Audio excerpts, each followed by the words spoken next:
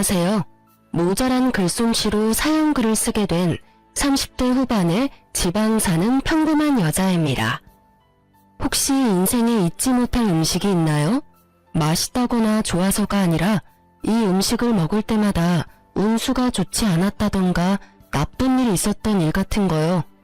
저에게는 그런 음식이 딱 하나 있어요. 많은 사람이 평생에 한 번은, 아니 매년 먹고 좋아하는 미역국이에요. 제 이혼과 이 미역국은 떼어놓을 수 없는 관계거든요. 제가 왜 미역국을 싫어하게 되었는지 여러분께 차분히 들려드릴게요. 저는 남편과 동갑으로 소개팅으로 만났어요. 남편도 저도 평범한 회사원에 지방에서 일하고 있었죠. 저는 본래 지방에서 살았었고 남편은 지방까지 일하러 온 경우였어요. 그렇게 저희는 1년 반의 연애를 거쳐 결혼하게 됐어요. 제가 결혼할 당시에만 해도 저의 친정아버지는 건축업으로 리모델링을 하며 돈을 벌고 계셨어요. 어머니는 오래전 돌아가셔서 아버지가 재혼하지 않고 저를 키우며 고생 많이 하셨어요. 제가 결혼할 때도 아버지는 그나마 벌어두었던 돈으로 낡아 빠져 못 쓰는 집을 한 채 사서 허물고 새로 예쁘게 지어주셨었죠. 1년을 고생하며 지어주신 게 저희 신혼집이었어요. 당연히 집 명의는 제 명의였고요. 고마움과 기쁨을 담았고 남편도 당시 아버지께 감사하다고 했었어요. 그러나 저희 결혼하고 4년이 지났을 무렵 아버지가 일을 하다 다치셨어요. 다시 돌아가고 못하고를 결정할 수준이 아니라 병원에 입원하고 안 하고를 결정할 수준이었기 때문에 저는 그때부터 아버지의 병고안에 매달려 있었어요. 아침 일찍 일어나 집안일을 끝내고 출근해서 일하고 저녁에는 아버지 병수발을 들고 이게 저의 생활이었죠. 당시 저희는 임신이 잘 되지 않은 상황이어서 애를 가지려고 노력하던 차였는데 아버지의 병 때문에 시기가 계속 늦춰지고 말았어요. 그래도 남편의 일에 지장이 없도록 냉장고에는 반찬을 가득 만들어두고 주말에는 일찍 돌아와 남편과 함께 했죠. 그러나 아버지의 입원이 길어지자 남편은 물론 시댁과의 트러블이 계속 생기더군요. 어쩔 수 없다고 생각했어요. 2마리의 토끼를 잡는 건 무척 어려운 일이잖아요. 게다가 시댁은 악착같이 돈을 모아서 알부자가 된 사람들이라 시간을 금으로 아는 사람들이었거든요. 그 사람들에게 저의 병수발은 그야말로 시간을 허공에 뿌리는 것과 같다고 했어요. 시댁은 결혼할 때도 모은 돈을 아껴 썼어요. 그래서 원하던 결혼식도 하지 못했죠. 그때마다 돌아온 말은 엄마도 안 계시니 뭘 모른다는 말이었어요. 그때 왜 그 말을 참았는지, 차라리 화를 내고 결혼하지 않았더라면 더 나을 뻔했을지도 모른다고 생각해요. 그렇지만 당시에 저는 어렸고 이 결혼을 무르기에는 너무 멀리 왔다는 생각을 했죠. 결혼식 이후로는 시모가 친정에 대해 나쁜 말을 해도 꾹 참았어요. 시모가 어떻게 말하든 저는 외동딸로 아버지의 병고안을 멈출 수 없었고 그렇게 어영부영 시간은 흐르고 있었어요. 하루는 바쁘게 생활하다 저녁에 문득 달력을 보았는데 제 생일이었더라고요. 제 생일은 남편 생일보다 일주일 앞이었기 때문에 남편 생일을 생각하다 제 생일을 눈치챈 거죠. 하지만 이미 시간은 늦었고 그날 남편은 들어오지 않았어요. 문자로 제게 오늘 야근해야 해서 늦는다는 문자가 도착해 있었을 뿐이죠. 저는 한숨을 푹 쉬었어요. 그래, 바쁘면 그럴 수 있지. 그게 제 생각이었어요. 솔직히 이때쯤에는 그런 거 하나하나에 의미 부여하며 나를 챙겨주지 않은 남편을 탓할 힘도 의지도 없었어요. 게다가 나이가 30대에 내 생일 안 챙겨줬다며 투정 부르는 것도 웃기잖아요. 저는 그냥 이번 생일은 그냥 넘어가자 하고 편하게 생각했어요. 그래도 남편 생일은 챙겨줘야겠다 싶었는데 하필이면 그날 아버지 수술 날짜가 잡혀 있었어요. 남편과 함께 있었으면 했지만 아버지의 보호자가 저뿐이니 어쩔 수 없이 아침에 남편 미역국을 한솥 해놓고 냉장고에는 찜갈비와 잡채를 미리 해두었어요. 저는 탁자 위 쪽지에 용건과 축하한다는 말을 써놓고 병원으로 향했어요. 아버지의 수술은 그리 성공적이지는 않았어요. 그냥 상태를 지켜볼 수밖에 없다는 상황이었죠.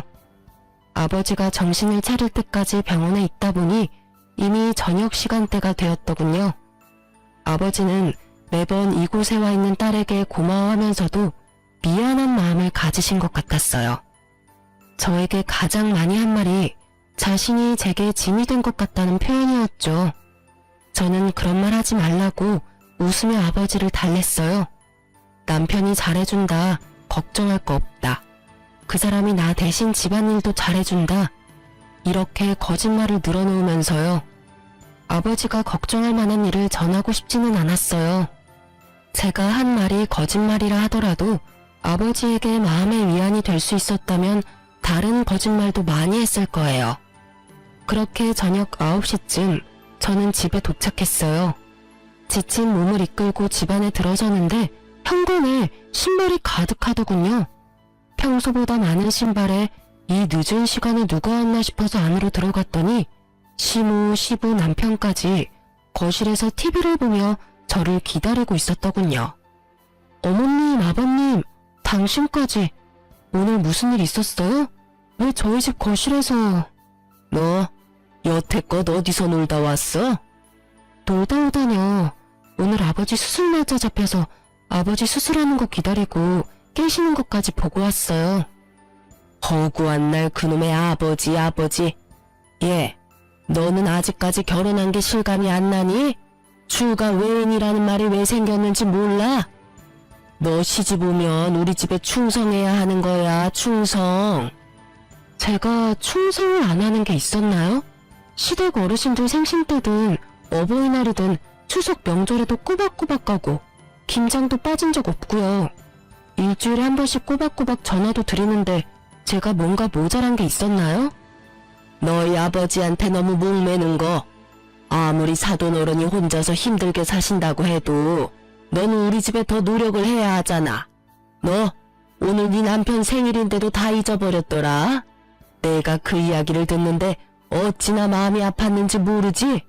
내가 얘를 어떻게 키웠는데, 그렇게 정성을 다해서 키웠는데 네가 어떻게 애 생일날 미역국 하나 안 끓여줄 수가 있어? 너희 아버지가 그렇게 대단하니? 그렇다고 내 아들 핍박할 이유는 없잖아. 이럴 거면 결혼을 왜 했니? 혼자서 홀아버지 모시고 쭉 살면 됐지. 어머님, 제가 왜 남편을 핍박해요? 당신 설마 지금 내가 생일상 안 차려줬다고 부모님 모셔온 거야? 나이가 35인데 나한테 이야기하면 될 걸 굳이 부모님까지 모셔와서? 저는 웃음밖에 안 나왔어요. 이 상황이 진짜 웃겼거든요. 나이 35에 마누라가 미역국 안 차려줘서 시모에게 일러바친 남편. 이게 무슨 꽁트인가 싶은 정도였죠. 실수가 실실 나오려는 걸 참으면서 남편에게 말했죠. 당신 혹시 밥 차려 먹으려고 생각은 했어? 내가 탁자에 쪽지 남겨놨는데 못 봤나 봐? 그제야 남편이 흠칫하더군요. 나도 밥 차려 먹으려고 했지. 그리고 쪽지? 난 못 봤는데. 이상하네. 밥 먹으려면 테이블을 봐야 하잖아. 그래서 일부러 수저통에 넣어뒀는데 아예 밥을 안 차려 먹었어? 그리고 미역국도 한 솥 끓여놨는데 못 봤어? 지금도 그 자리 그대로 있는데? 저는 남편에게 미역국 솥을 가리켰어요. 남편이 말을 못하더라고요. 당신 생일에 아버지 수술이라 미안한 마음에 미역국이라도 끓여놓고 갔는데 아예 밥 먹을 생각 안 하고 밖에서 먹었나 보네? 그러면 냉장고에 있는 찜갈비랑 잡채도 못 받겠네? 남편이 그 이야기에 우물쭈물하자 시모가 남편을 거들고 나섰어요. 아니, 만들어 놓기만 하면 뭐해? 같이 축하를 해줘야지. 생일을 챙긴다는 건 상대방을 존중해준다는 말이야. 넌 어떻게 된 애가 그런 기본적인 것도 몰라? 이렇게 미역국만 차리고 간다고 네 할 도리 다 했다고 생각하나 본데 절대 그런 거 아니거든. 이 상황은 며느리 네가 잘못한 거야. 가족을 사랑한다는 마음이 없는 거지. 그 말에 툭 하고 제 이성이 끊겼어요. 참자 싶었거든요. 솔직한 말로 아버지 병원 왔다 갔다 하는 것만으로도 모든 체력을 다 써서 굳이 말다툼도 하고 싶지 않았어요. 그런데 갑자기 존중 어쩌고 하니까 더 열받은 거죠. 제 자식은 나한테 생일은커녕 새까맣게 잊고 있더니 감히 저한테 존중 따위를 노네요? 저도 열받아서 한마디 했어요. 존중요? 어머님은 제 생일이 언젠지 아세요? 시모가 입을 꾹 다물더군요. 아버님도 모르시죠? 여태껏 한 번도 저를 축하해 주신 적이 없으니까요. 그리고 당신은 내 생일 기억이나 해? 남편이 쭈뼛거리더니 그제야 아차 싶은 표정으로 말하더군요. 내 생일 일주일 전이잖아. 맞아. 그때 당신이 내 생일에 축하한다는 이야기 해줬어? 아니면 밥이라도 한 끼 사줬니?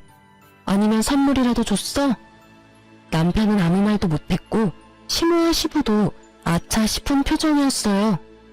당신이 내 생일을 잊었다는 거 나 아무 말 안 하고 넘어갔어. 나도 당신도 바빴던 데다가 그런 거 따질 나이도 지났으니까. 근데 어머님 말씀 들으니까 화가 나네? 당신은 어떻게 나를 그렇게 존중할 생각이 없어? 아니면 나를 가족으로 생각을 안 한 거야? 아니면 아예 관심이 없었니? 제가 쏘아붙이는 말에 남편도 시모도 절절매더군요. 시모는 본인이 한 이야기가 있으니 뭐라 하지도 못하고 남편은 잊어버린 게 본인이 맞으니 아무 말 못하고. 그런 건 아닌데. 아이씨, 엄마는 왜 별것도 아닌 거로 이렇게 집에 와서 난리를 쳐대. 그냥 조용히 넘어가도 됐잖아. 뭐? 네가 나한테 와서 며느리가 너한테 신경 안 써준다고 한마디 해달라고 그랬잖아. 뭐 결국은 그런 거죠. 남편이 또 나이값 못하고 시모에게 떼쓰더라고요. 밀러바친 남편이나 그 말 듣고 아들 집에 와서 며느리 잡는 시모나 50부 100부 똑같은 사람들이죠. 저는 그런 남편에게 말했어요. 하긴 아픈 장인 병원에 한 번을 안아보는 당신이 나를 가족으로 생각했을 리가 없지. 안 그래? 매번 내가 아버지 병원에 가는 걸 싫어했잖아. 그래서 매번 그걸로 싸우고. 솔직하게 말할게. 장인어른 아프다는 소리에도 병원 한 번 안 오는 너한테는 미역국 하나 끓여주는 것도 다행으로 생각해. 시어른과 남편은 제게 아무 말도 못했어요. 자기들이 하는 말을 그대로 돌려줬잖아요. 존중? 가족 사랑? 그게 없는 사람이 누군데요?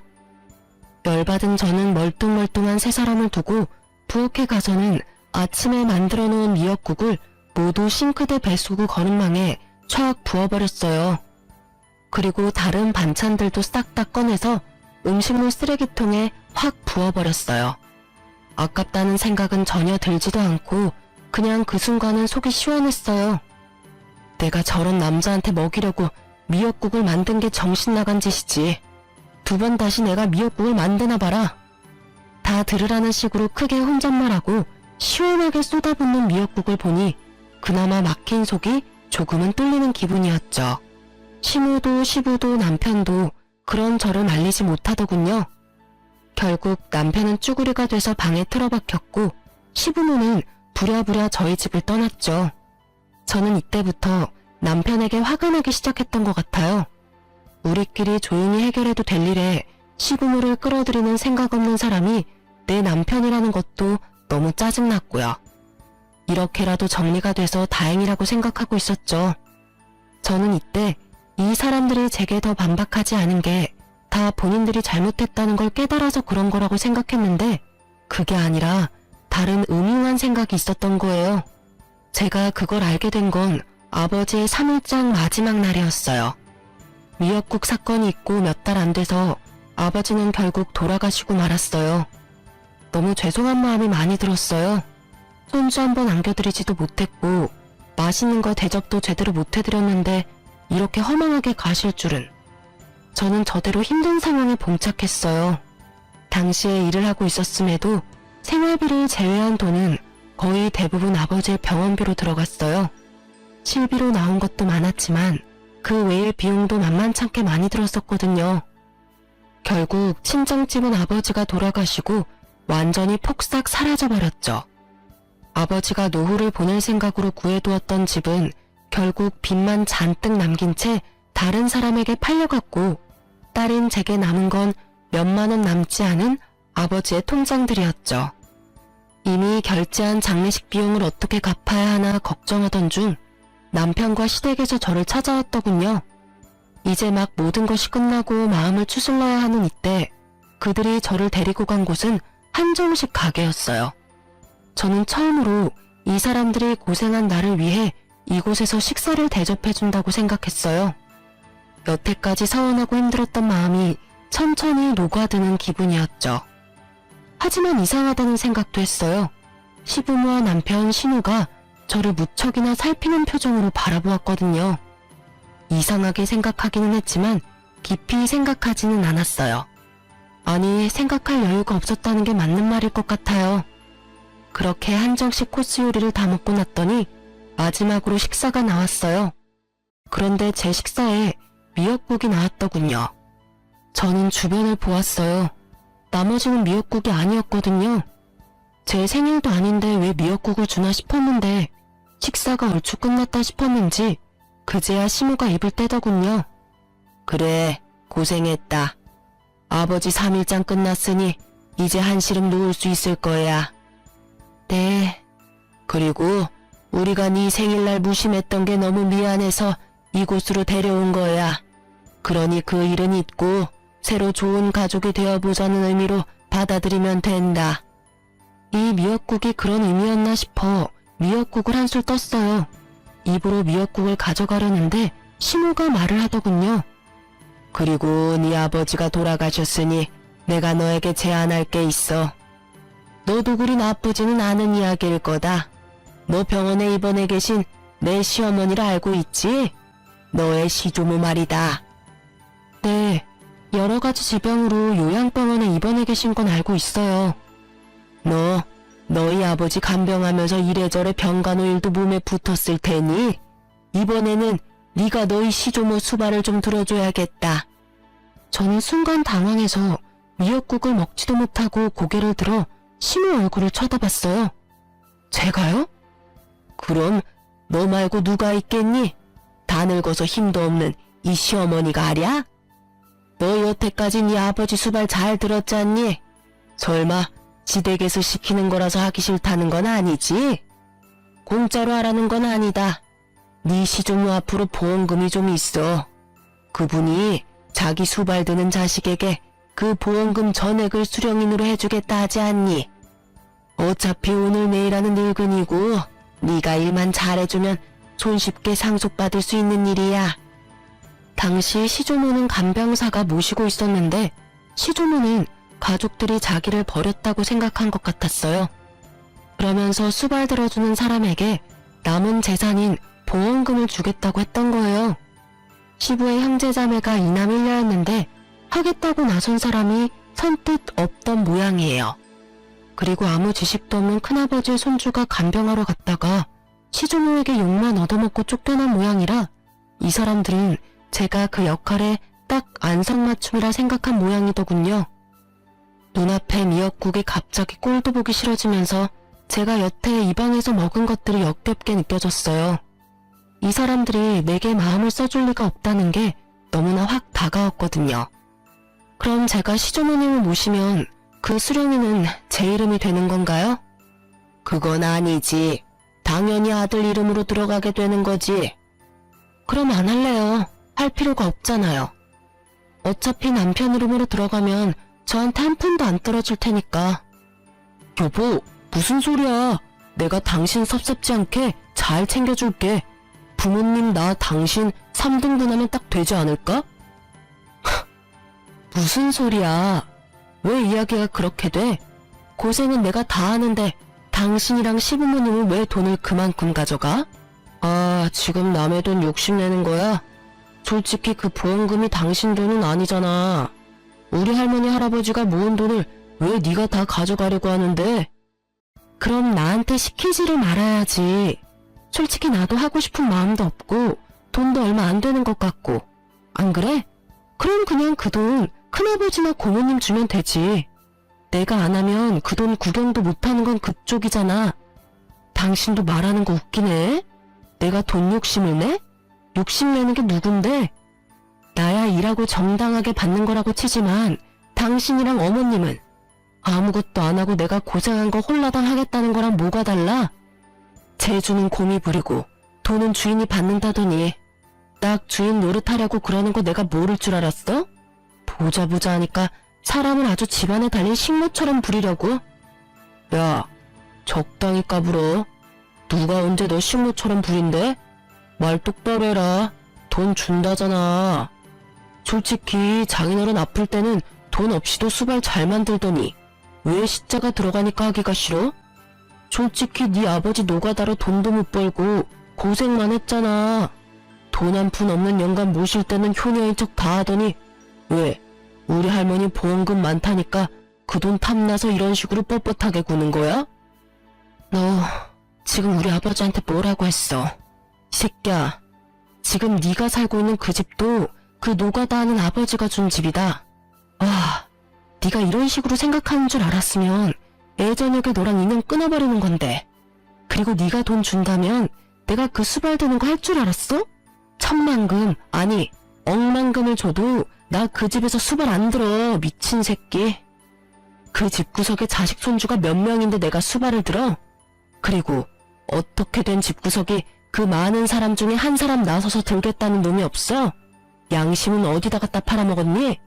남한테 대리호도 시키고 돈 빼내가는 도둑놈 같은 놈이 남의 아버지를 욕해? 그만해라. 너 남편한테 그런 말버릇은 너무하지 않니? 그리고 하기 싫으면 관둬. 대신 그거 하기 싫으면 이혼해. 어차피 우리도 너한테 정 같은 거 없어. 가족이 서류로 연결만 된다고 가족이니? 끈끈한 피가 없이는 가족이 못 되는 거야. 너 대신 우리도 좋은 며느리 찾아볼 테니까 너도 네 갈 길 가.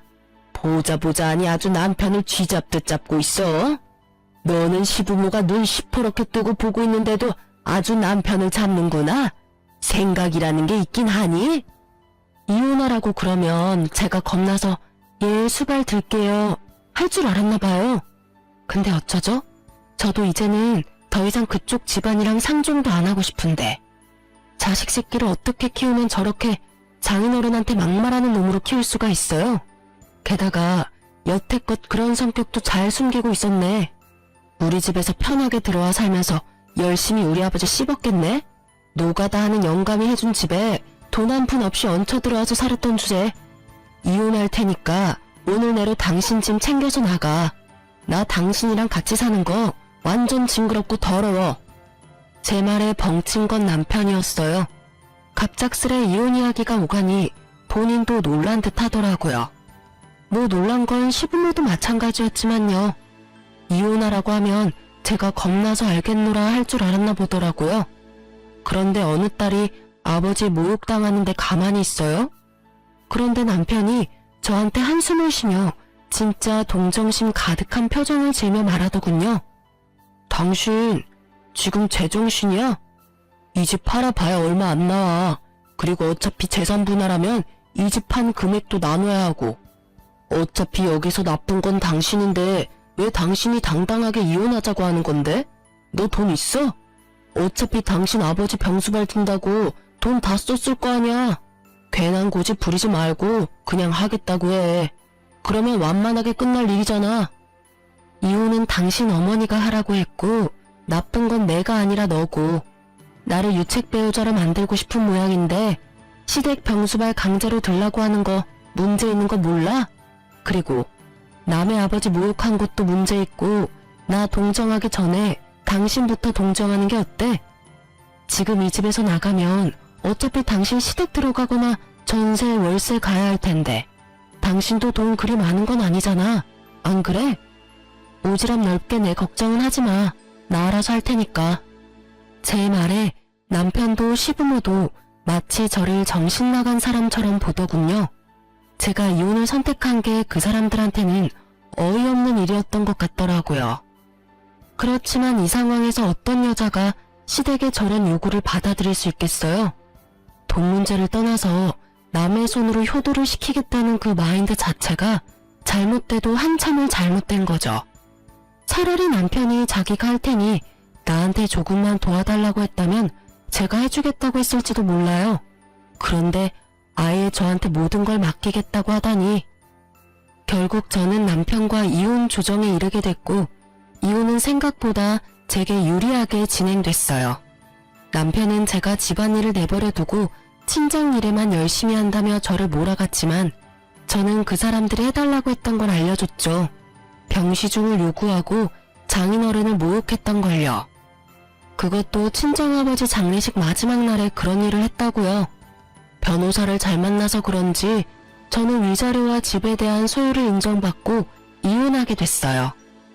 아이가 없어서 어떻게 보면 좀 더 깔끔하게 정리가 됐다고 봐야죠.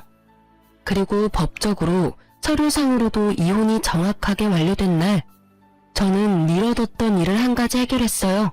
바로 아버지의 사망보험금을 타는 일이었죠. 아버지가 병원에 입원하고 통장 관리는 거의 제가 하고 있었는데 매번 아버지가 30만 원 정도는 통장에 넣어두라고 했었어요. 무슨 일인지 물었지만 아버지가 대답을 안 해줘서 자동이체라고는 생각을 했는데 그게 생명보험일 줄은 몰랐거든요. 그냥 실비랑 메디컬 보험만 있다고 생각했는데 알고 보니 생명보험을 여러 개 들어놓으셨더라고요. 하나당 금액은 얼마 안 되는데 다 합치니 1억 5천쯤 되었어요. 저는 받은 위자료와 신혼집 한 돈, 아버지 보험금 다 합쳐서 괜찮은 평수의 아파트를 샀어요. 그리고 제가 아파트를 샀다는 사실이 무척 빠르게 전 남편에게 전해졌더라고요. 제가 카톡프사에 제 집 사진을 올리자 전 남편이 그날 저녁 바로 제게 만나자고 하더군요. 할 이야기가 있다면서요. 저는 전 남편을 만나러 나갔어요. 무슨 일로 만나자고 했어? 당신 왜 우리한테 말 안 했어? 장인어른 사망보험금 받은 거 당신 진짜 어이없네? 그걸 왜 숨겼어? 숨기고 자시고 간에 아버지 3일장 끝나자마자 나를 한정식 집에 가서 이혼하도록 만든 게 당신이랑 어머님이잖아. 아니, 보험이 있다는 걸 그 뒤에 알았는데 왜 내가 당신한테 그런 걸 이야기해야 해? 당신이야말로 어이없는 소리 하네. 남편의 행동은 아주 가관이었죠. 마치 우리 아버지 사망보험금이 자기 것이라도 됐냥 행동하는 게 너무 웃겼죠.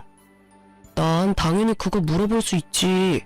솔직히 이혼하기 전에 그 보험금 있다는 거 알았으면 이렇게 이혼할 상황까지 안 갔을 수도 있잖아. 나도 좀 더 관대한 마음으로. 관대하기는 지랄하고 자빠졌네. 이건 무슨 똥 같은 소리야? 뭐 잘못 먹었어? 아니면 오늘 컨디션이 영 안 좋아? 우리 아버지 보험금이 있다는 사실이 왜 우리 이혼에 영향을 끼칠 수가 있어? 설마 당신 그 돈 탐났어?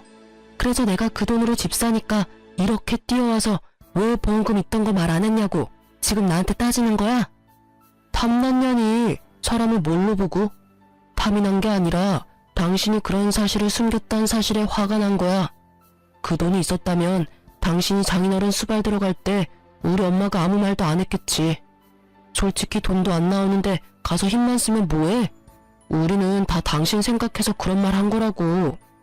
그럼 돈만 나오면 뭐든 해도 되고 돈 안 되는 일이면 부모라도 무시해라 뭐 이거야? 와, 대단한 가족이네. 대단해.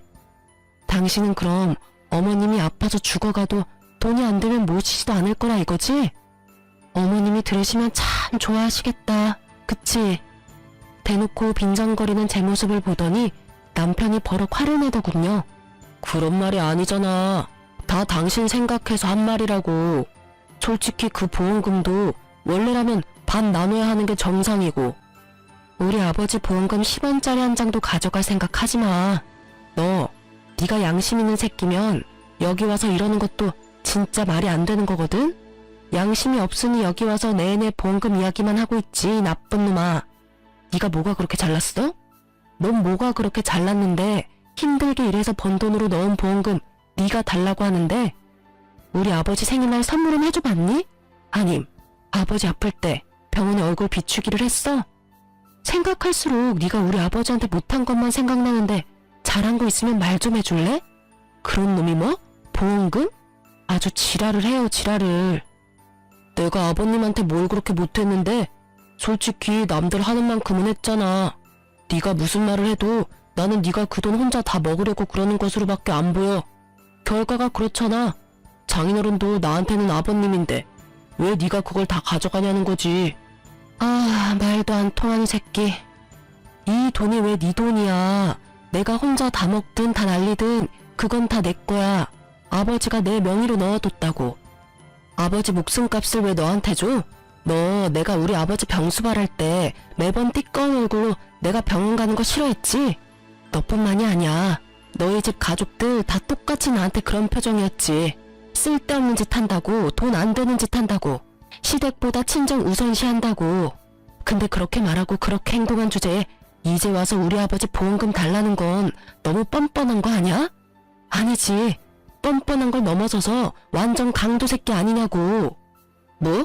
강도? 너 지금 말 다 했어?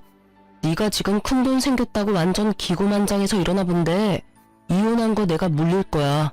그 돈을 이유로 변호사한테 알아보고 그 돈까지 타낼 수 있는 방법 찾을 거라고. 그딴 방법이 있겠어? 이게 내가 결혼하면서 모은 재산이 아니라서 분할 재산에 안 들어가는데 뭘 알지도 못하면서 얼마나 당당하고 아는 척하는지. 우리 아버지 노가다나 뛴다며 모욕적인 말할 때는 언제고 이제 와서 아빠 목숨값을 노려? 넌 진짜 인간도 아니야. 쓰레기지 쓰레기. 내가 미친년이지. 저런 놈도 전 남편이라고 나한테 사과할 줄 알고 나왔더니 사과는커녕 자기 돈도 아닌 돈 내놓으라고 생떼를 쓰러 온 줄도 모르고. 제 말에 적지 않은 충격을 받았는지 남편 놈은 그 자리에서 자기 변호사한테 전화해서 물어보더군요. 이혼이 결정되고 나서 알게 된 재산, 그것도 수령인이 내 이름으로 된 보험금, 그걸 나눌 수 없다는 이야기를 들었는지 전 남편은 씩씩거리며 그런 법이 어딨느냐고 변호사를 다그치고는 전화를 뚝 끊어버리더라고요. 그러고는 저를 노려보면서 한마디 하더군요. 더럽고 치사해서. 나도 그딴 돈 필요 없어. 혼자 사는 거 불쌍해서 와줬더니 사람을 날강도로 만들고 있어. 여태껏 돈 얘기 실컷 해놓고 이제 와서 뭘 내가 불쌍하대. 너야말로 불쌍하지. 돈도 없고 집도 없고. 이제 와이프도 없는 이혼남 아니냐고. 아니지. 그래도 너한텐 자랑스러운 부모님이 있잖아. 병시중 싫어서 며느리 써먹고 보험금 가로채려던 부모. 그 부모가 그 모양이니 너가 가정교육을 똑바로 받았을 리가 없지. 한껏 비아냥거리는 제 말에 화가 났는지 전 남편은 이쪽은 아예 보지도 않고 자리를 뜨더군요. 자기가 만나자고 해놓고는 마음대로 안 되니 멋대로 떠나면서 제가 불쌍해서 와줬다는 전 남편을 보며 참으로 헤어진 게 잘한 일이라는 걸 실감했어요. 저런 찌질이 수전노 같은 인간이랑 같이 살았던 시간이 아깝다고요. 그런데 전 남편의 공격이 끝은 아니었어요. 그날 저녁 이후로 시모가 전화 왔더라고요.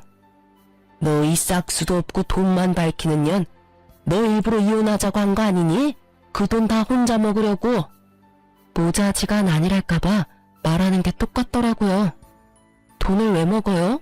그리고 제일 먼저 이혼 이야기 꺼낸 거 어머님인 거 잊으셨어요? 저는 당신 말대로 한 것뿐이에요.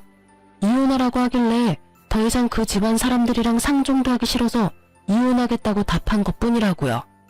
그리고 그때는 아버지 보험금 있는지도 몰랐거든요. 그러게 마음을 좀만 더 곱게 쓰시지 그랬어요. 그랬으면 제가 전 남편과 그 돈을 나눴을 수도 있었을 텐데. 아니지. 조금만 더 늦게 저한테 그런 요구를 했으면 그 돈의 행방이 좀 달랐을지도 모르죠. 뭐 어느 쪽이든 어머님과 전 남편이 잘못했다는 건 누가 봐도 확실한 일이잖아요? 그걸 가지고 저한테 책임 전가하지 마세요. 말이라도 못하면 밉지나 않지. 꼬박꼬박 말대꾸해. 그래, 돈 좀 가지니까 아주 네가 왕이라도 된 것 같지? 그게 얼마나 가겠냐. 넌 곧 망할 거다. 그런 악담과 함께 시모는 수화기 너머로 카악퇴하며 침을 뱉더라고요. 물론 저한테 튈 리는 없겠지만 시모의 의도대로 제 기분만큼은 아주 더러워졌죠. 망하든 잘되든 이제 상관없으니 더 이상 연락하지 마세요. 앞으로 연락하면 내용에 따라 경찰에 신고를 할 수도 있어요. 결국 제 으름장에 시모도 전화를 뚝 끊어버렸어요. 그렇게 한 소리 퍼붓고 나니 그래도 마음이 조금은 후련했어요. 그 뒤로 연락도 없어서 저는 평화롭게 지내고 있었어요. 아니요, 평화로운 척했죠. 필사적으로. 있는 게 이기는 거라고 생각하면서 말이죠. 그렇게 몇 달이 지난 뒤 저는 전 남편과 아주 어이없는 재회를 하게 됐어요. 그날은 오랜만에 미역국을 만든 날이었어요. 저는 아파트 화장실에 문제가 발생해서 인테리어 업자를 부른 상태였어요. 하는 김에 옛날식 인테리어도 확 바꾸려고 말이죠. 그런데 작업하는 분들이 들어오는데 전 남편이 있더라고요. 저랑 전 남편 둘 다 순간 어안이 벙벙해서 당황했지만 아무 일 없는 척하며 그들을 대했어요. 전 남편도 다른 사람들과 똑같이 작업복을 입고 있더군요. 그걸 보는데 처음에는 당황해서 말도 안 나왔지만 계속 보다 보니 웃음이 계속 나올 것 같더라고요. 저희 아버지 노가다 한다며 욕해놓고는 본인이 이혼한 지 몇 달 만에 비슷한 사람이 돼서 나타났으니 말이죠. 저도 전 남편도 다른 사람들 있을 때는 아무 말 하지 않았어요. 그리고 점심시간에 다른 사람들이 식사를 하러 간 틈에 저와 전 남편은 이야기를 나눌 수 있었어요. 여기가 당신 집인지는 몰랐어. 좋은 곳에 집 얻었네? 그동안 잘 지냈어? 전 남편은 그동안의 도끼가 좀 빠진 모양이었어요. 마지막에 봤을 때는 그렇게 당당하게 굴며 못되게 굴더니 말이죠. 난 잘 지냈지. 직장도 집도 안정돼서 편해.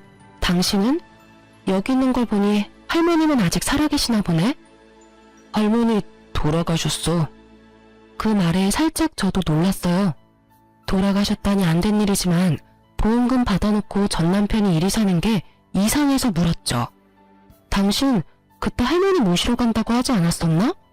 당신 어머님이 나한테 시주머님 모시라고 할 때 그때 이야기해줬었잖아. 그분 모시면 돈 나온다고.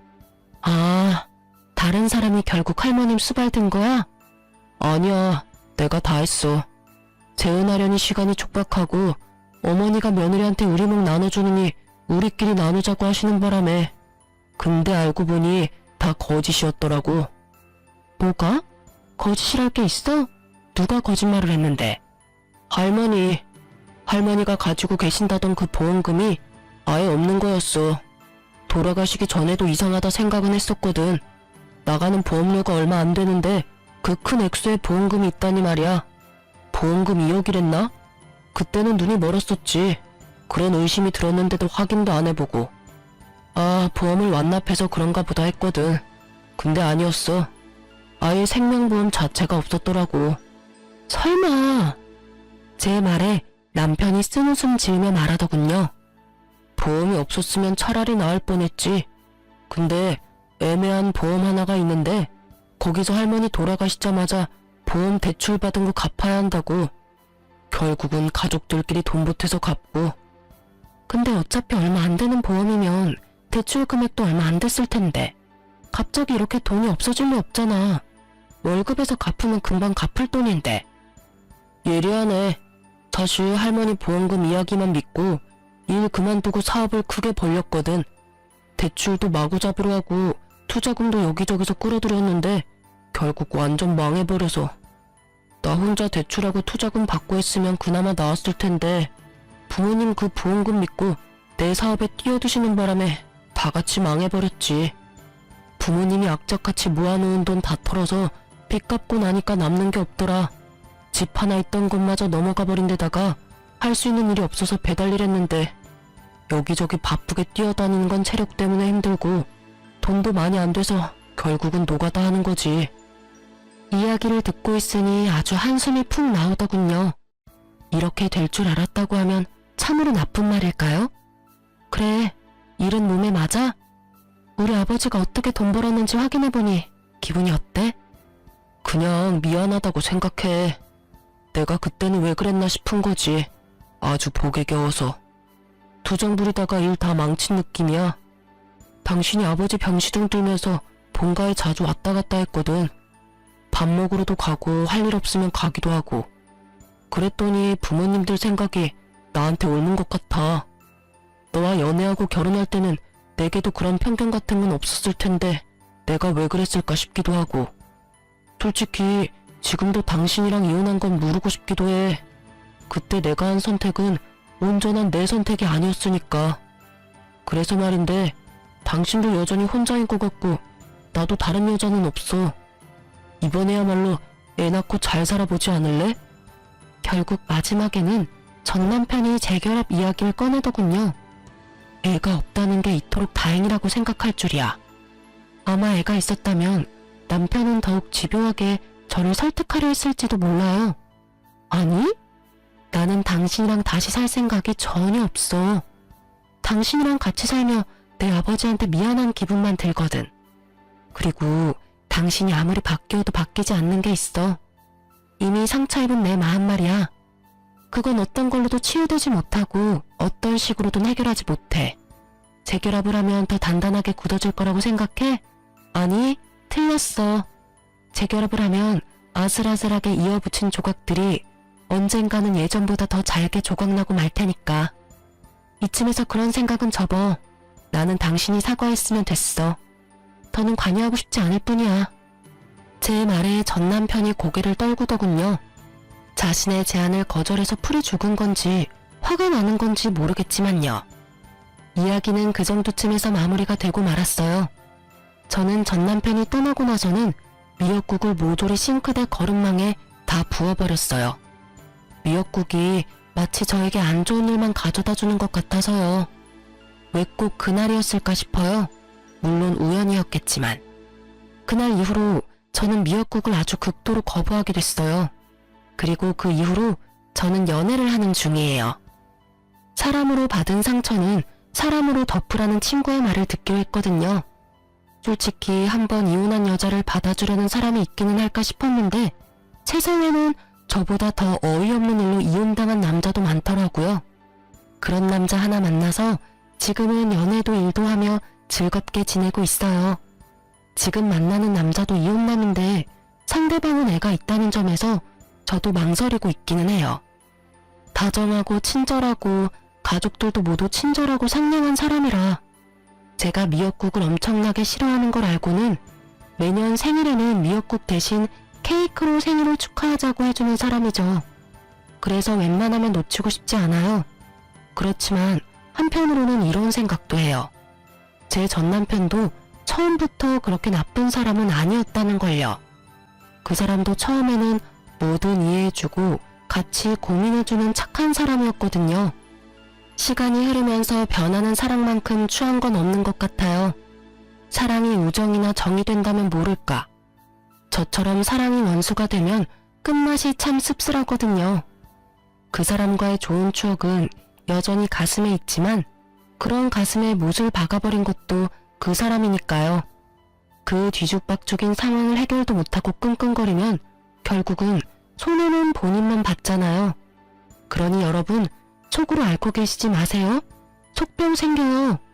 저는 다 털어내고 마음만은 편하게 살고 있어요. 여러분들도 편안한 하루하루를 보내셨으면 좋겠어요. 글 읽어주셔서 감사합니다.